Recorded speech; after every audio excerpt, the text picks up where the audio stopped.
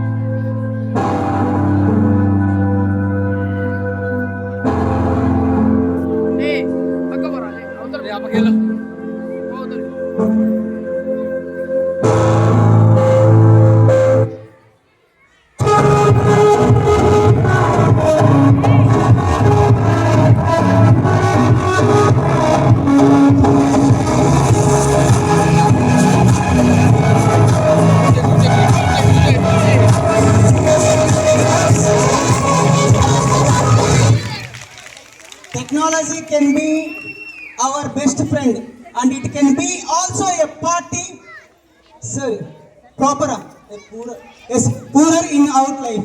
So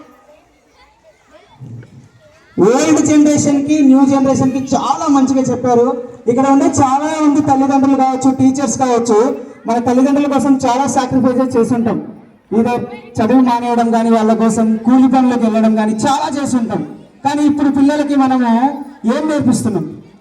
ఫోన్లు ఇచ్చేస్తాం. అది మన బద్ధకమేనా?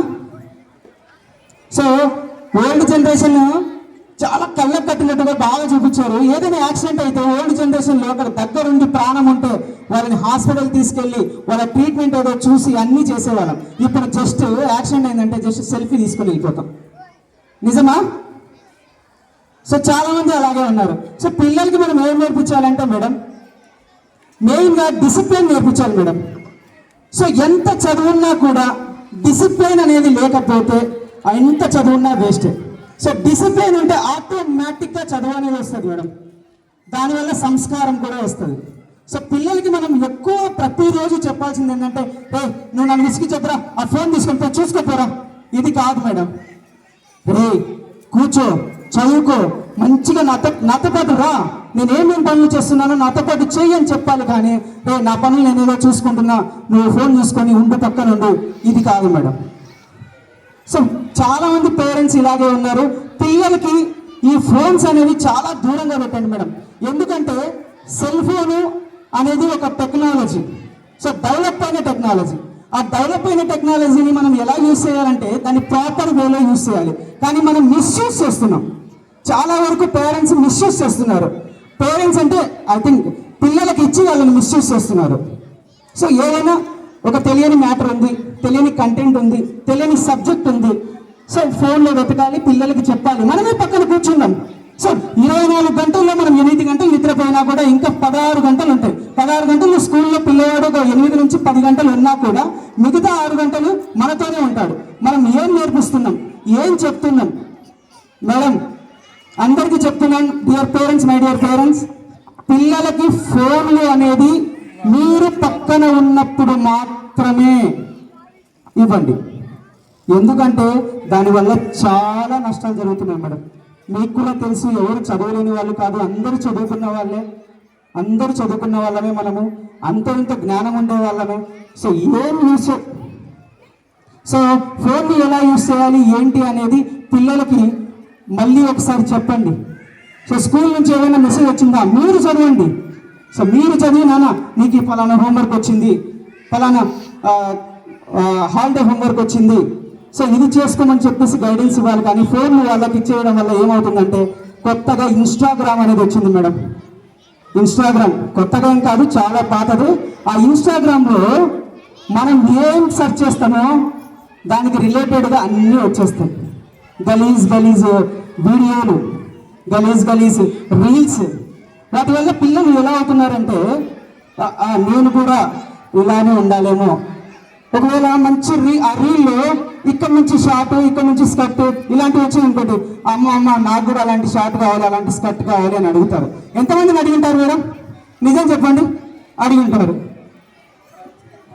ఖచ్చితంగా అడుగుతారు. సో ఫోన్ని ఎంత దూరంగా పెడితే అంత మంచిది మేడం. మా పిల్లలు చాలా బాగా ఓల్డ్ జనరేషన్కి న్యూ జనరేషన్కి, ఓల్డ్ జనరేషన్లో హ్యూమనిటీ ఉండేది మేడం, మానవత్వం ఉండేది. నిజమా కాదా మేడం? మానవత్వం ఉండేదా? మనము 10 మందికి సహాయం చేయాలి, 10 మందితో మనం ఉండాలి, 10 మంది బాగుంటే ఆ 10 మందిలో మనం కూడా ఒకటిగా ఉండాలి అని అనుకునేవాళ్ళం. ఇప్పుడు 10 మందిని మించి మనం పైన ఉండాలి అనుకుంటున్నారు. నిజమా కాదా మేడం? సో అందరి పేరెంట్స్కి నేను ఒకటే రిక్వెస్ట్ చేస్తున్నా, పిల్లలకి ఈ సెల్ ఫోన్ల విషయంలో కొంచెం అవాయిడ్ చేసి వాళ్ళకి ప్రాపర్ గైడెన్స్ ఇవ్వండి మేడం.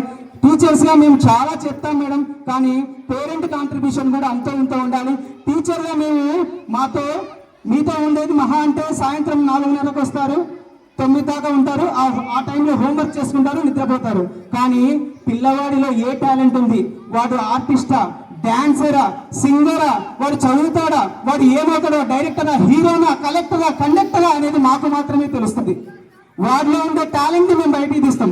వాళ్ళలో ఉండే టాలెంట్ మేము బయటికి తీయాలంటే పేరెంట్గా మీ సపోర్ట్ మాకు కావాలి, చాలా కావాలి. పేరెంట్గా మీ సపోర్ట్ లేనప్పుడు, పేరెంట్గా మీ కాంట్రిబ్యూషన్ లేనప్పుడు we can't do anything as a teacher ma'am. అది యాక్సెప్ట్ చేసి మ్యామ్, యాక్సెప్ట్ చేస్తున్నారా లేదా? సో పేరెంట్గా మీ కాంట్రిబ్యూషన్ మాకు ఖచ్చితంగా కావాలి. మీ 100% కాంట్రిబ్యూషన్ మేము హోంవర్క్ ఒకటి ఇస్తాము, చేసి పంపించారు. ఎవరు రెస్పాన్సిబిలిటీ మేడం? మీరే రెస్పాన్సిబిలిటీ. హాలిడే హోంవర్క్ ఇస్తాము, డైలీ హోంవర్క్ ఇస్తాము, పక్కన కూర్చోండి. మీ పిల్లల కంటే మీకేం కాదు, సీరియల్ ఎక్కువ కాదు, సినిమాలు ఎక్కువ కాదు, మ్యూజిక్ ఎక్కువ, రీల్స్ ఎక్కువ కాదు, మీకు ఫేస్బుక్లో అవి ఇన్స్టాగ్రామ్లో అవన్నీ వదిలేయండి. ఒక్క 1 అవర్ సాయంత్రం పొద్దున ఎప్పుడో 8:30కు స్కూల్కి వెళ్ళి 4:30కి ఇంటికి వస్తాడు. 4:30 తర్వాత ఒక అర్ధగంట ఆడుకొనివ్వండి మేడం, ఖచ్చితంగా ఆడుకొనివ్వండి పిల్లల్ని. 5 గంటల తర్వాత నాన్న స్నానం చేయి, నాన్న కొంచెం స్నాక్స్ తిను, రాన్న పక్కన కూర్చో, ఈరోజు ఏమేమి జరిగాయో స్కూల్లో చెప్తున్నా అంటే వాడు అద్భుతంగా చెప్తాడు. వాడు వచ్చినప్పుడు బ్యాగ్ పడేరా, నా దగ్గర రావద్దు, నాకు కళ్ళని కనబడుతుండే నాకు కోపం వస్తుంది, స్కూల్ ఉంటే బాగుంటుంది నైట్ కూడా అని. ఇది మాత్రం అస్సలు చేయదు. చాలా మంది చేస్తున్నారు, నవ్వుతున్నారంటే చేస్తున్నట్టే, ఖచ్చితంగా చేస్తారు. స్కూల్ నైట్ కూడా ఉంటే కంటిన్యూగా ఉంటే బాగుంటుంది అని అనుకునే వాళ్ళు చాలా మంది ఉంటారు. సో పిల్లవాడిని దగ్గర తీసుకోండి మేడం, అది పాప అయినా బాబైనా. నాన్న ఏం జరిగింది ఈరోజు, నీకు ఏమైనా బ్యాడ్ మూమెంట్స్ ఏమైనా జరిగాయా, గుడ్ మూమెంట్స్ ఏమైనా జరిగాయా స్కూల్ అంటే వాడు, అమ్మ ఈరోజు మా మేడము చాక్లెట్ ఇచ్చిందమ్మా, చాలా బాగుంది మా చాక్లెట్, అది కొనిమా, ఎంత బాగుంటుంది మేడం. కానీ మీరేం చేస్తారు అంటే అందరూ చేయరు, అందరిని అనట్లేదు, కొంతమంది పేరెంట్స్ మేడం, కొంతమంది పేరెంట్స్ ఆ ఫోన్ తీసుకో, పక్కన కూర్చొని మాట్లాడు, చూసుకోపో, నా పని నన్ను చేసుకొని అని అంటారు. సో నేను ఇవన్నీ చెప్పడానికి రీజన్ ఏంటంటే మేడం, పేరెంట్గా మీ కాంట్రిబ్యూషన్ మాకు కావాలి. మీరు పేరెంట్ నుంచి ఒక రిజల్ట్ ఎక్స్పెక్ట్ చేస్తున్నప్పుడు what you are doing, after that ask us what we are doing. మీరేం చేస్తున్నారో అది మీరు చూసుకొని మళ్ళీ మీరేం చేస్తున్నారని మమ్మల్ని క్వశ్చన్ అడగండి. Thank you madam, thank you.